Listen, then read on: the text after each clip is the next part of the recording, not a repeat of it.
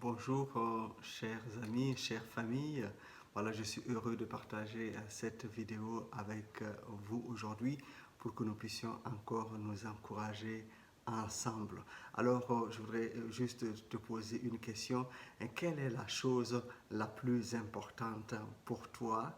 Quel est le moment le plus important dans ta journée ou bien dans ta vie avec Dieu, dans ta vie chrétienne? Et qu'est-ce que tu aimerais vivre comme expérience singulière, comme expérience en particulière avec Dieu?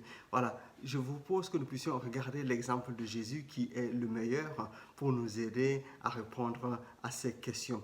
Jésus-Christ, en Matthieu 14, avait reçu une mauvaise nouvelle un jour. On était venu lui dire que Jean-Baptiste, celui qui l'a précédé pour annoncer sa venue, avait été tué par décapitation. À cette nouvelle, Jésus et ses disciples prennent la décision de prendre la barque et d'aller de l'autre côté dans un lieu désert. Certainement que Jésus voulait prendre du temps avec Dieu. Et quand ils sont arrivés, quelle n'a été leur surprise? Ils ont rencontré là des milliers de personnes qui les attendaient. Ils ont entendu que Jésus venait là. Alors ils sont venus l'attendre. Et quand ils ont débarqué, voilà, il y avait des milliers de personnes. Et qu'est-ce que Jésus dit?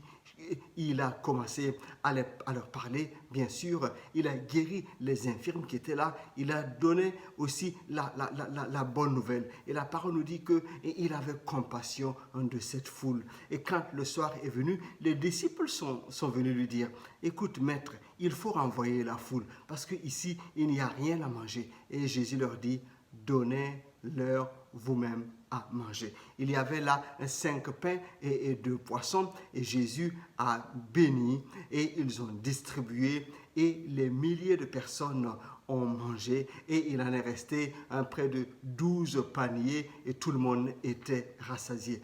Alors, quelle journée, alors qu'ils étaient venus là, juste peut-être pour se reposer un peu, être à l'écart et prendre du temps avec Dieu, Dieu leur permet de vivre une expérience en particulière, des infirmes qui sont guéris, des milliers de personnes qui mangent à leur faim après que 5 pains et 2 poissons aient été multipliés par la puissance du Saint-Esprit, par la puissance de notre Dieu. Mais à la fin de cette expérience, alors, au lieu de repartir avec ses disciples dans la barque en chantant et louant Dieu en disant merci Seigneur pour cette belle journée. Qu'est-ce que Jésus a fait? Jésus a d'abord renvoyé les disciples et après il a renvoyé la foule et il est resté là en prière avec son Père. Et la parole de Dieu dit qu'il est resté là jusqu'à la 4e veille de la nuit. Et là, il s'est levé pour rejoindre ses disciples qui étaient déjà dans la barque alors qu'il y avait du vent, il y avait la tempête, la barque était menacée. Et Jésus, marchant sur les eaux,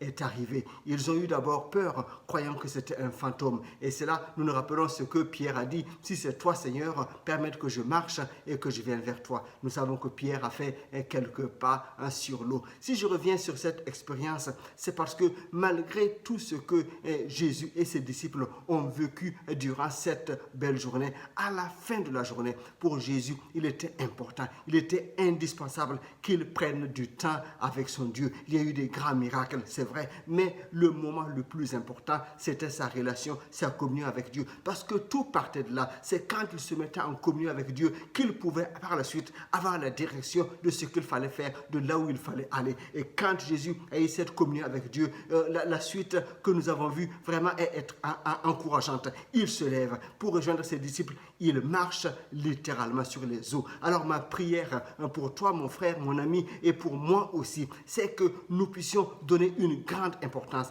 la plus grande importance à notre communion avec notre Dieu. Que ce soit le moment le plus important de notre journée. Et que après ces moments avec notre Dieu, qu'il nous donne, qu'il nous fasse vraiment grâce, afin que nous puissions avoir de sa part une puissance renouvelée, que nous puissions marcher sur les eaux, marcher sur nos difficultés et que la tempête se calme quand nous passons et que nous puissions impacter aussi ceux qui sont autour de nous. Les moments avec Dieu sont des moments de qualité. C'est de là que détermine la suite. C'est là qu'est déterminé l'avenir. Alors que Dieu nous donne de ne pas négliger ces moments. C'est le meilleur moment de la journée. C'est le meilleur moment de notre vie. C'est notre relation relation avec Dieu. Et c'est lui qui, par ces moments, va nous permettre d'aller de l'avant de victoire en victoire. Alors soyons bénis ensemble et que nous puissions aller de l'avant dans notre communion avec Dieu. Le meilleur moment, c'est le moment que nous passons, le temps précieux, le temps de qualité que nous passons avec notre Dieu. Que Dieu vous bénisse dans le nom de Jésus-Christ. Amen.